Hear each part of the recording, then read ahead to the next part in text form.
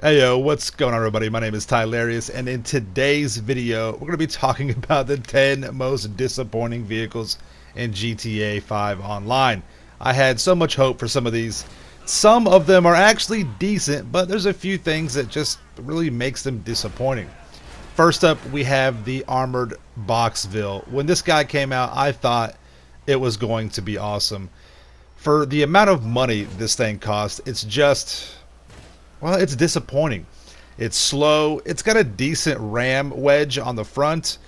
You have to have somebody else operate the 50 cal machine gun. There's nothing special with it. It's just a bland vehicle. There is a VIP CEO job that you can do, and you have to have the armored Boxville for this to actually be usable. But it's not worth the millions of dollars that it takes to purchase this vehicle just to get a little bit of cash, and it has very little, none, for explosive protection. The Vigilante. Yes, I have a love-hate relationship with this vehicle. It is a very fun vehicle to drive. I made a video not too long ago talking about the 10 most fun vehicles to have in GTA 5 Online, and the Vigilante is one of them.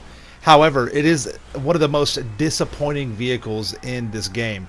This vehicle is one of the most expensive vehicles to own, and it's supposed to look like the Batmobile, yet it has no armor, as you see right here, and the missiles that it shoots are so low on the vehicle it destroys itself very easily. The weaponized Tampa, another really fun vehicle to drive around in, but for practical everyday use it's just not there. It's a very expensive vehicle. We're talking millions of dollars to purchase, to upgrade all this stuff, and probably the best feature it has are the dual miniguns, which are very expensive, and you have to have them to be effective with this vehicle. But again, it has very little small arms protection. So if you're driving around the city in free mode, you can easily get shot from inside the vehicle, and it has little to no explosive protection either. So that's a big downfall of this vehicle. And again, just for the amount of money you have to put into it, it's just not worth it. It really isn't. But again, it's decently fun. You can get around, have some fun with it, but it's just a disappointing vehicle overall. Oh my gosh, the Bombushka. Oh my god. This plane is extremely disappointing. So slow, okay? It doesn't matter if you have the landing gear down or up. This thing is so slow. It's basically just a flying target. It really is. You can drop some bombs. You got some guns on there. You got to have extra people in there to, use the bombs. You can, drop yourself. But it is just a overrated, overpriced. There's no point in having this vehicle. It's sad, It's just for the amount of money it costs. I would just rather buy a laser for that price. I'd rather buy a Hydra and actually be able to do something with that vehicle. The Bombushka is just extremely disappointing. It's just not worth it. It's, like I said, it's just a big flying bubble in the air ready to get popped by a tiny little prick. You know what I mean? And it can be tracked. It's just not a good plane. The jet engine version of the Bombushka, the Volatile, aka the Flying Dorito, because its mini-map marker, its icon, looks like a damn Dorito. Again, this plane is a little bit faster than the Bombushka. It holds a bunch of bombs and things like that, which is cool, I guess. But again, it's just a flying target. It's very slow. It really doesn't do anything to benefit anybody. It's just an expensive flying frisbee through the air.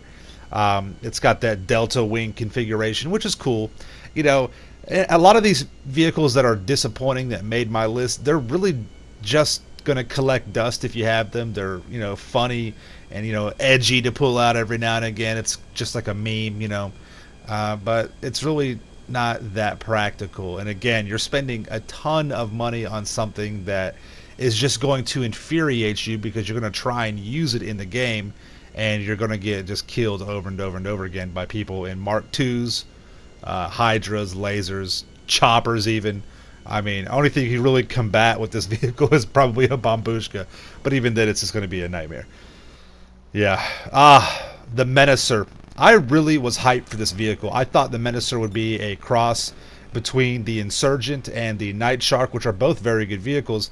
And on paper, it is, right? It's got the gun on top, the 50 cal like the Insurgent, and it has the profile like the Night Shark. But it just doesn't really deliver. It's slower.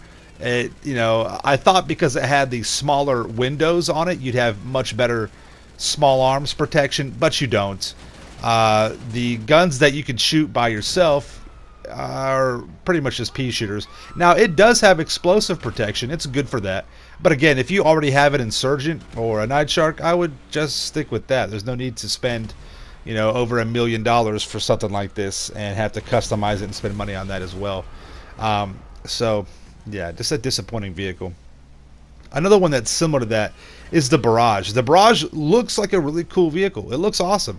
It's better kind of categorized as a weaponized off-road vehicle. It's got multiple gun placements. You can have one minigun, one grenade launcher, or two miniguns on there. And it does have some explosive protection, but you have 0 to none in regard to small arms fire. So it's not that fast, doesn't handle that well. Again, for the amount of money that it costs to purchase this vehicle, it's just a disappointing vehicle, and you just never really see it or use it. But it does have some fun uses to it, but not much. But, again, it's a collector's kind of vehicle.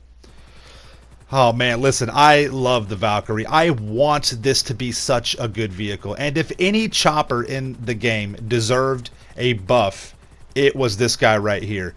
The Valkyrie is awesome. It's a great vehicle to fly with your friends. It looks really good. It's got a very powerful cannon. It's got 2 side-mounted miniguns that can be devastating.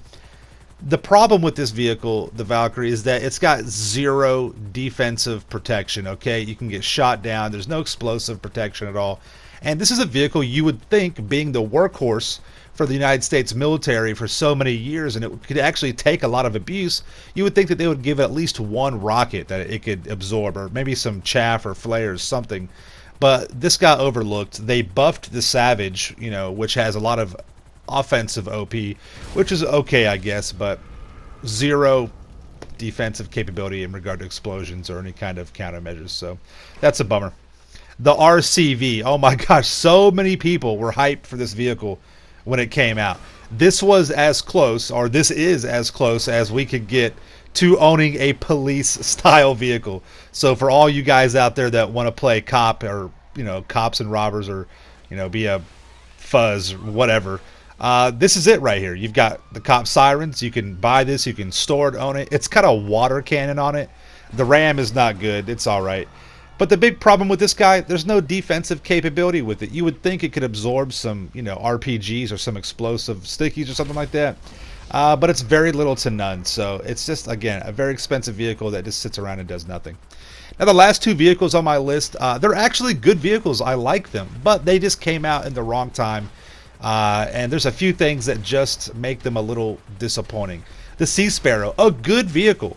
When it came out, the Mark II was not out yet. It was just the Buzzard, but because you could spawn the Buzzard directly from your CEO, it kind of made the Sea Sparrow null and void.